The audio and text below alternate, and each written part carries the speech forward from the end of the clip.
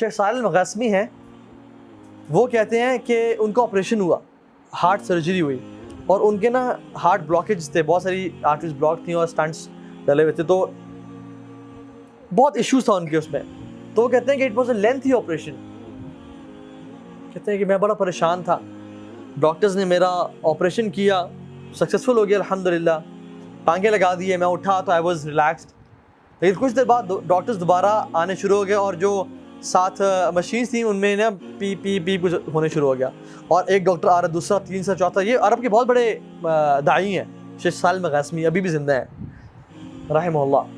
تو ڈاکٹرز آئے اور وہ کہتے ہیں کہ میں اب تو بہت پریشان ہو گیا کہ اب کیا ہو رہا ہے.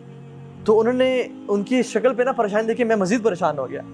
تو انہوں نے کہا کہ آپ کے جو بلاکیج تھے نا وہ سم تھنگ ہیپن کہ بہت زیادہ نا بلاک ہو گیا, and we have to reoperate you again, تو ہمیں دوبارہ کھول کے سرجری کرنی پڑے گی. کہتے ہیں کہ پہلی سرجری میں تو I was a but relax, لیکن اس دفعہ میں بہت پریشان ہو گیا. تو وہ لوگ جب گئے اپنی اکوپمنٹس لینے کے لیے اور اپنے چیزیں لینے کے لیے, تو کہتے ہیں آئی واز ریئلی ورڈ. کہتے ہیں کہ میرے ساتھ ایک نا آئی تھنک لیبنانی نرس کھڑی ہوئی تھی. وہ مجھے کہتی ہے کہ یا صالح صلی علی محمد, اے صالح اللہ کے نبی پہ درود پڑھو. اور کہتے ہیں کہ میں اللہ کے نبی پہ درود پڑھنا شروع ہو گیا اس یقین کے ساتھ کہ اللہ کے نبی نے فرمایا کہ اگر تم مجھ پہ درود پڑھو گے تمہارے ساری پریشانیاں ختم ہو جائیں گی اور تمہاری ساری مشکلات کا حل نکل آئے گا. تو کہتے ہیں کہ میں درود پڑھنا شروع ہو گیا, حتیٰ کہ جب ڈاکٹرز آئے اور دوبارہ انہوں نے مجھے کچھ چیزیں اٹیچ کی تو دے ور کنفیوزڈ اینڈ سرپرائزڈ. اور جب میں نے پوچھا کہ یہ کیا ہوا ہے, کہتے ہیں کہ جو رپورٹس ابھی آ رہی تھیں کہ بلڈ دوبارہ جو ہے نا بلاکیجز آ گئی ہیں, they are all removed, they are all gone.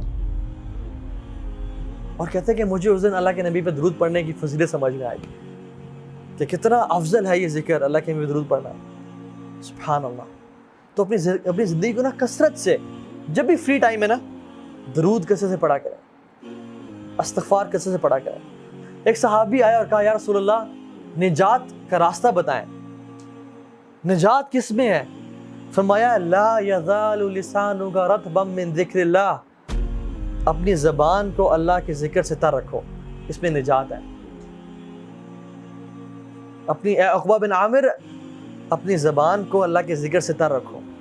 فرمایا طوبی لمن وجد فی صحیفۃ استغفار کثیرا, glad tidings to the one who found استغفار in his book with abundance. خوشخبری ہو اس بندے کو کہ جو قیامت کے دن آیا اور اس نے اپنے اعمال نامے میں کثرت سے استغفار کو دیکھا. سبحان اللہ. امام احمد بن حنبل سفر کر رہے تھے, بڑا فیمس واقعہ ہے. سفر کر رہے تھے, رات لیٹ ہو گئی, مسجد میں اجازت ہے کہ میں رات یہاں رہ لوں, تو انہوں نے کہا نہیں آپ یہاں رات نہیں رہ سکتے.